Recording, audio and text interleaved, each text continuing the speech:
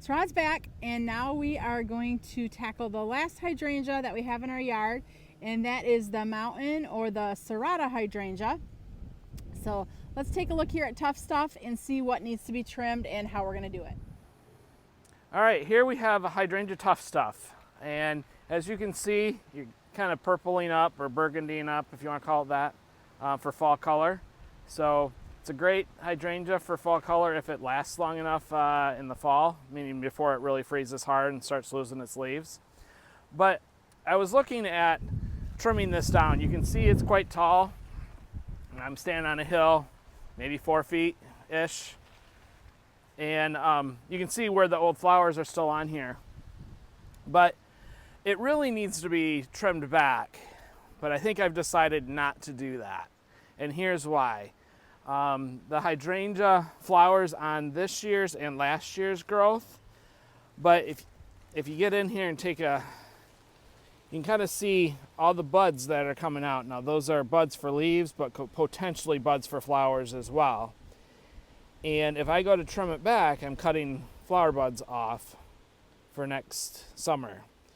So what we should have done is we should have, I mean, the color's still nice on these flowers, but we really should have trimmed it back in August here in Michigan, because basically you got till the beginning of August before you don't want to start trimming a hydrangea here in zone 5 in order for it to flower next year. So either I trim it back and I only get the flowers on next year's growth, the new growth, but I could have double the amount of flowers if I get it on this year's growth as well, meaning next year obviously it'd be last year's growth. So what I'm going to do is I'm going to leave it. Here in Michigan, we could get some hard frosts after the growing season has started, which may affect those buds that you're seeing near the top of the stem. So by leaving it, I'm going to hopefully use the upper part of the plant to protect the buds that are forming lower in the plant. And then come next spring, if I get some green growth at the bottom, but not at the top, then we'll prune the dead sticks off the top, and then that will reflush and hopefully give us color next year. If I took it back right now, I'm jeopardizing anything I cut off, I'm jeopardizing that obviously I'm not going to see it flower, and anything close to the ground, it doesn't have the protection of, now granted, it's just going to be sticks, the leaves will be gone, but still it's going to add a little bit of protection to those lower buds that are coming out. And if we have early spring and a hard frost after that.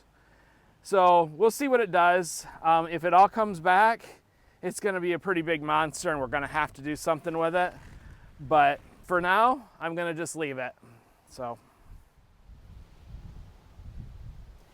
hopefully you found this hydrangea video educational, although we're not doing a whole lot with this particular one.